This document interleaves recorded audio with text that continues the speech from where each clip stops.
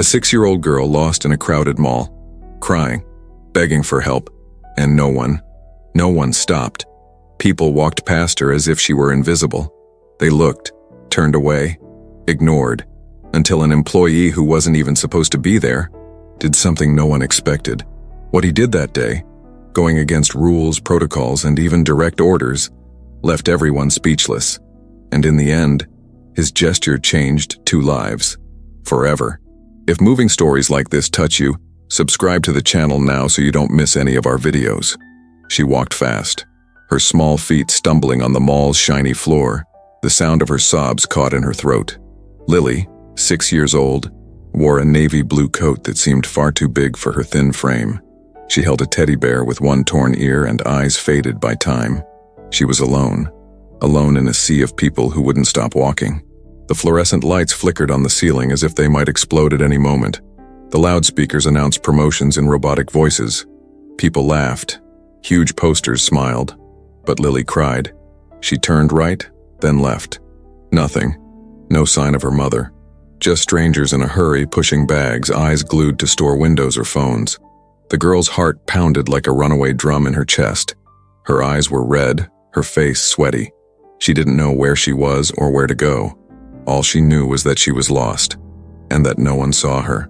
She tried talking to a woman standing near the food court. The woman looked at her, saw the tear falling down her cheek, and simply turned away, as if Lily didn't exist. The girl bit her lip, took a deep breath. She walked up to a man in a suit talking on his phone, touched his arm. "Mister, have you seen my mom?" The man recoiled as if she were a threat, pulled his arm back and replied coldly, "I can't help. Find someone from the store." She didn't understand. Why wouldn't anyone help? Why did they all act like she wasn't real? Lily kept walking. The mall corridors seemed to grow and multiply like an endless maze. Every store looked the same, every face more distant. And then she stopped, in the middle of the walkway, sobbing, looking around, alone. People passed by quickly, avoiding her, glancing sideways and moving on. Some turned their faces, others pretended not to see. And she stood there crouched against a white column, trembling, until something changed. At the top of the escalator, a security guard was watching. He stood still, arms crossed, eyes alert. His badge read, Mike Thompson. A man with a stern face, scruffy beard, tired eyes. He saw the girl, saw the people ignoring her, saw the desperation, and he stayed still, for at least a few seconds, just watching. Something in that scene triggered an old memory, but he shoved it to the back of his mind. And then he went down. Slowly, Mike walked toward the girl. The noise around him seemed to fade. Each step echoed in his head, as if he were about to cross an invisible line between duty and something deeper. When he got close, he knelt.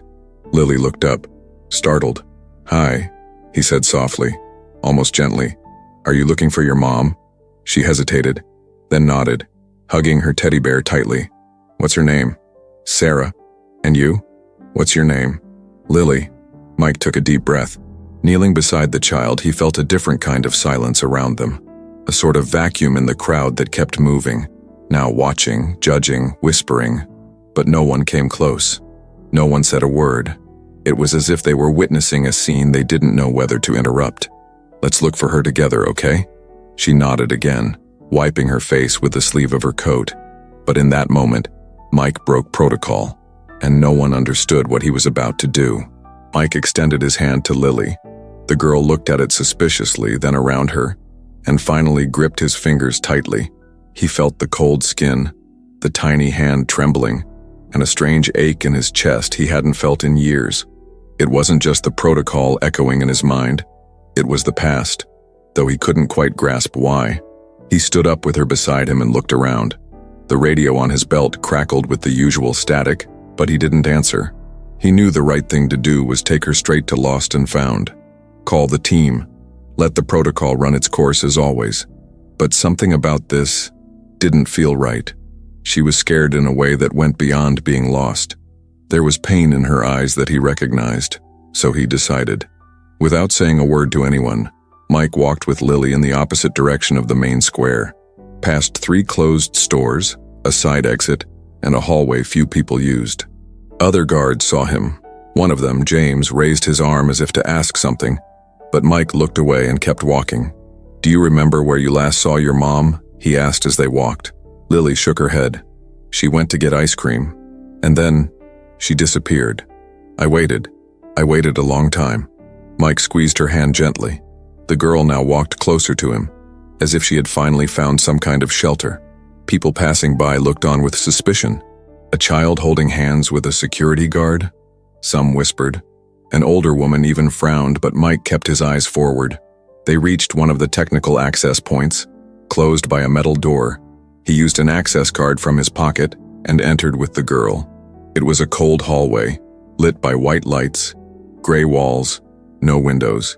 Lily looked around, pressing the teddy bear to her chest. Mike stopped and knelt again. "I'm going to help you, but I need to know. Did you really come here with your mom? Or was someone else with you?" Lily hesitated, bit her lip, her eyes filled with tears again. "There was a man with her." Mike frowned. "What man?" "I don't know. He was yelling. Mommy told me to run when he started yelling." Her words dropped like a stone in his stomach. This wasn't just a lost child. It wasn't a misunderstanding. There was more.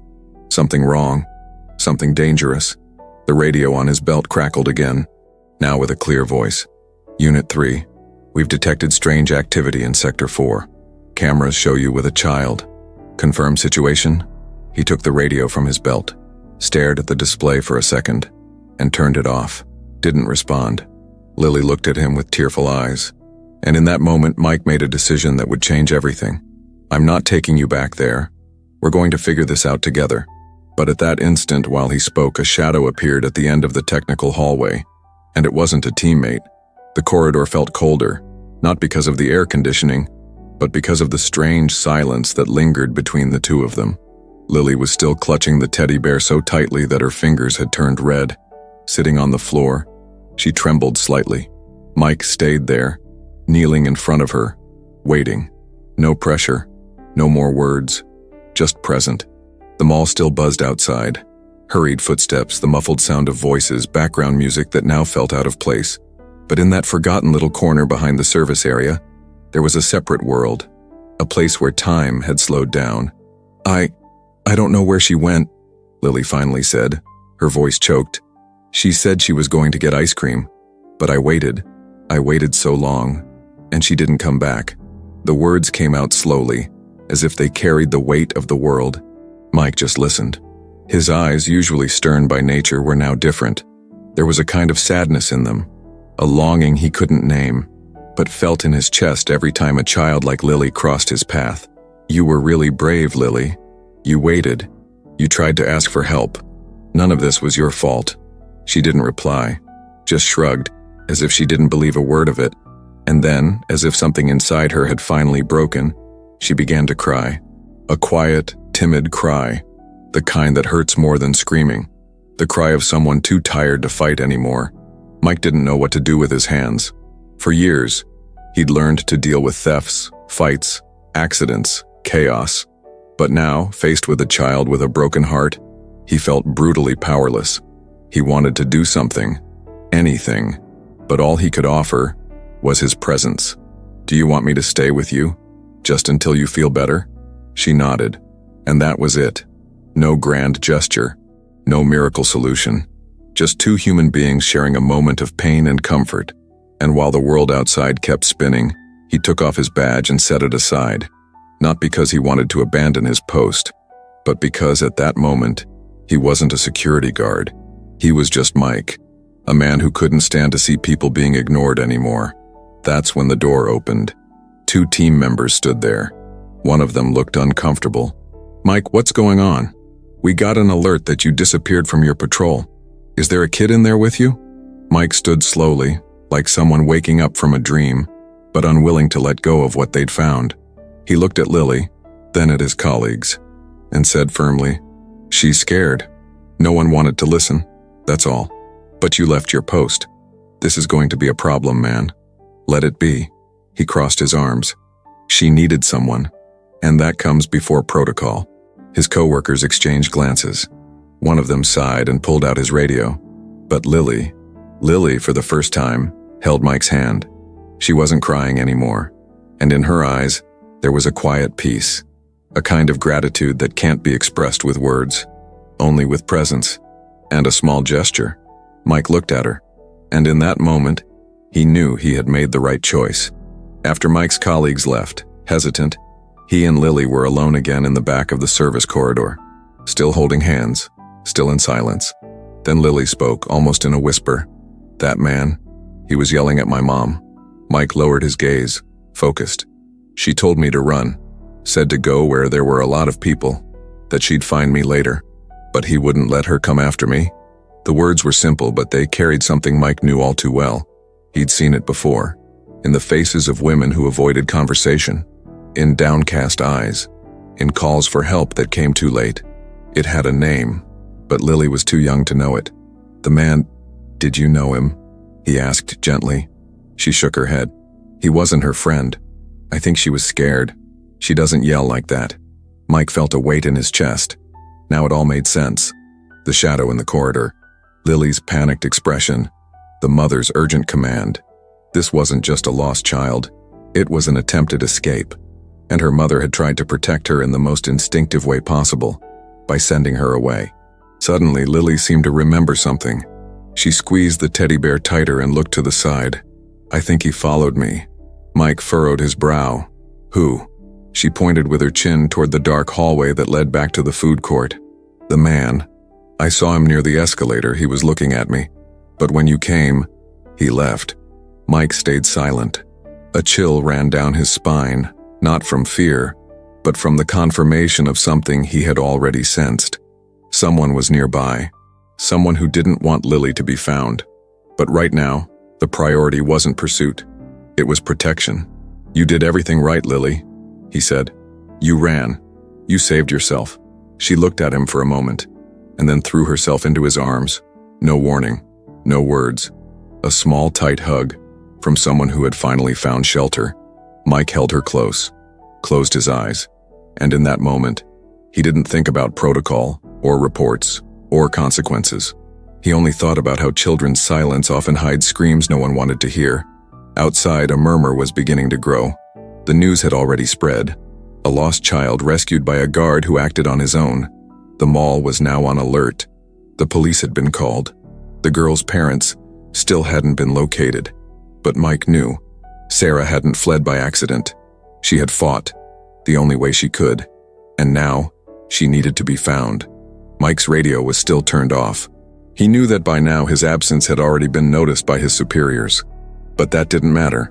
What mattered now was finding Sarah, the woman who, in a moment of courage, placed her daughter's life above her own. Mike pulled his phone from his pocket and accessed the mall's internal system. He still had active credentials despite everything. He scanned the latest footage from the cameras near the ice cream shop, scrolled past dozens of faces, mechanical movements, lines, rushed glances, until he stopped.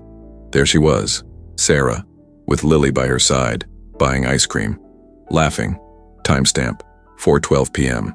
He advanced the footage. In less than 3 minutes, a man approached. Tall, thin, black t-shirt. He said something to Sarah, gestured. She tensed, shielded Lily with her body, then turned and said something to the girl. Lily hesitated, but obeyed. She ran. The video continued. Sarah tried to walk in the opposite direction. The man grabbed her arm. She pulled away. Then, the image was blocked by a group of people passing by. When the camera regained focus, the two of them were gone. Mike paused the video. His throat felt dry. He turned to Lily, who was now lying on the bench with her teddy bear on her chest, eyes open, listening quietly. "I found both of you in the footage," he said, sitting beside her. "You were really fast. And your mom, she was incredibly brave." Lily didn't answer, but he noticed her hands were squeezing the teddy bear even tighter. Just then, the central phone rang. It was the detective in charge of the police support team on site. Mike picked up. The voice on the other end was calm but direct. "We found a woman in the East Wing storage area, injured. She's conscious. The door was locked from the inside. Her name is Sarah." Mike closed his eyes for a moment. The relief hit like a silent impact.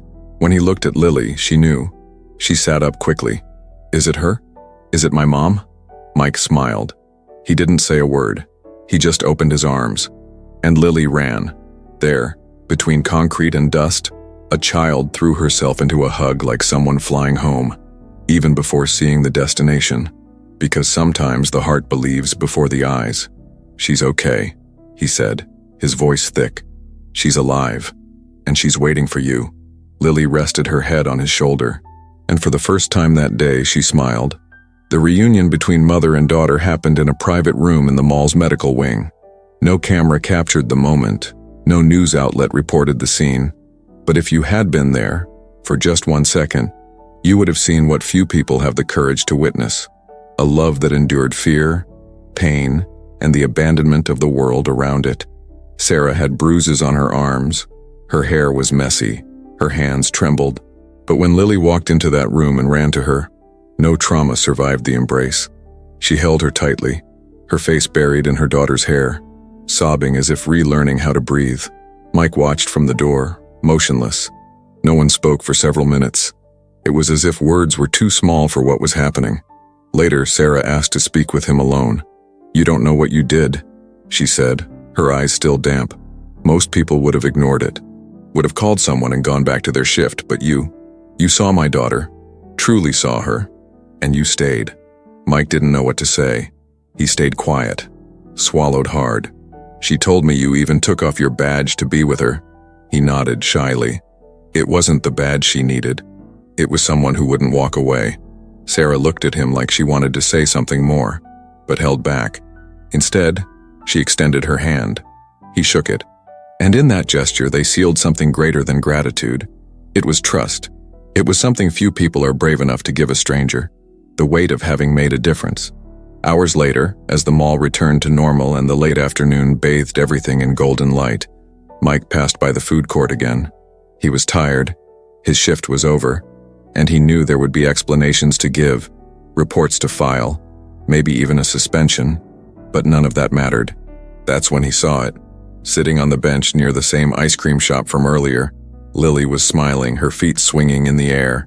Beside her, Sarah held 2 cups of ice cream, the same flavor she had gone to get that day.